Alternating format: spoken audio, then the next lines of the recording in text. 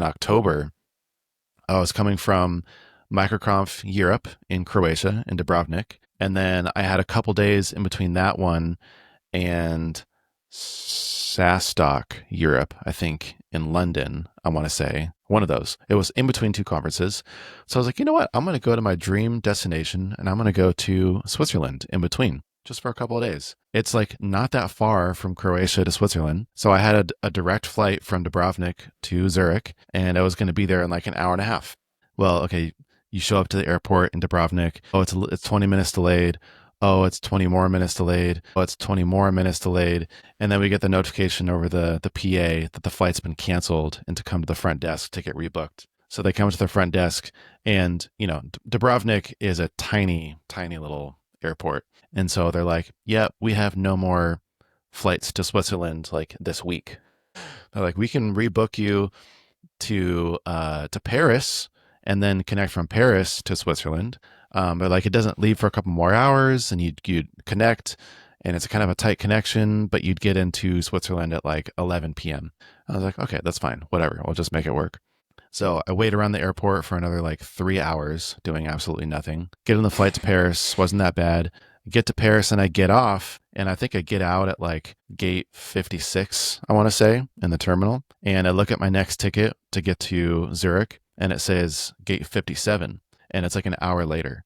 So I was like, oh, sweet. It's like right next door. So I look over and it's the same airline. So I'm like, this makes sense. I'll just wait here until I see the little screen change to like verify that this is actually my flight. And then, I'll just watch for that and then I can chill out and wait for the boarding, whatever. So I go get some food. I go back. I'm waiting around and looking at the screen. And then I see the screen change and it's not my flight. And so I walk up to the little guest or to the flight attendant. And I'm like, hey, here's my ticket. I thought that it says gate 57. And she says, oh, no, sir. This is gate 57, terminal 6. You need to be at terminal 1. And I'm like, oh, okay. What? Like, where's terminal 1? And she's like, oh, sir, you have to get on a bus and you go around the whatever. Bus? Yeah. So I was like, well, my flight leaves in 20 minutes. And she was like, oh, sir. Like, Stop calling me sir. yeah, like you better go. She's like, you have to run. And so I started running and then I go to where the little bus stop is. And then I wait for like 10 minutes. A bus comes and there's like 5 or 6 terminals in Paris. And there's only one, like they go clockwise around. And I'm like in my terminal I need to get to is on the opposite end of the route. And so it's like a 25-minute bus ride. And then I get to that terminal and dude, it's a maze. Like anyone who's listening who's been through Paris knows this, but it's like, it's very old and it literally looks like a giant stadium. And it's crazy because it'll be like 3 floors and the entrance to each one of the different gates will be up this like long escalator on a random area. There's no like signs that say like, this is exactly where you get here. It's just sort of like oh my gosh, it's so hard to explain, but it's like a big bowl and you're always going across the bowl to different levels to get to different gates. So anyways, I run the entire time. I have to go through like 3 different escalators. I don't even know if I'm going the right way. I have to go through security again for that terminal. I'm telling them like, dude, my flight is leaving right now. Like, please let me through. They let me through. I have water in my water bottle because I refilled it. I have to go back and empty it, go through the security again. I finally get to the gate and they're like, oh, it closed 2 minutes ago. Like you just missed it. Dude. And so, okay, I'm going to try to wrap this up because this is getting way too long. But so then I'm like, so what do I do? And they're like, you have to go downstairs and like get it rebooked somewhere. I'm like, where do I go? She's like, oh, back to, or she's like, you go to terminal 6, the one that I was just at. So I go back there.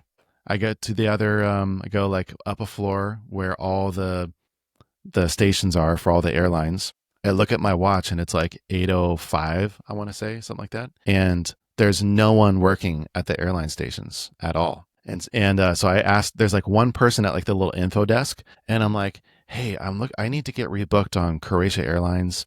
I got rebooked a couple times and yada, yada, yada. Where is that? And he's like, oh, we don't have a Croatia Airlines.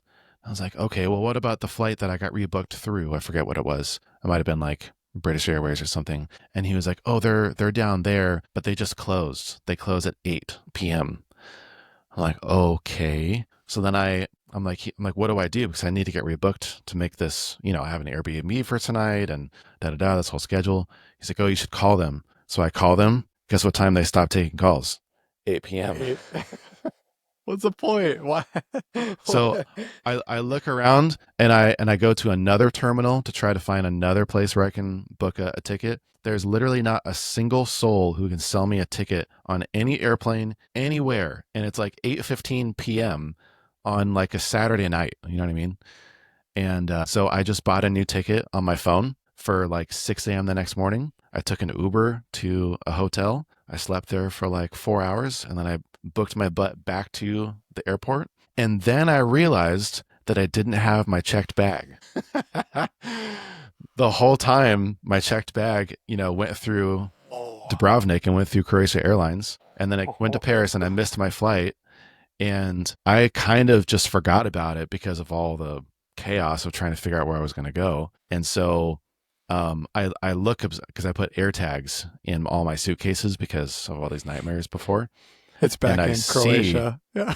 You're like, what? no, I'm expecting it to be in Croatia or in Switzerland, but it's actually in the Paris airport. So I get to the airport and Like, I'm gotta like find my a little bag. bit early, but not super early. And it's a madhouse. Like there's literally a million people there, and there's like huge lines in every single terminal, every security line. But I see my AirTag that it's at a specific terminal, and so I go in there. I have to wait like an hour to get someone to help me get my bag. I get my bag, and then I do the same thing. I have to run to make my flight, and then do the whole thing. I'm getting on the bus, go to the other terminal, da da da. I made it, but it was a hell of a journey.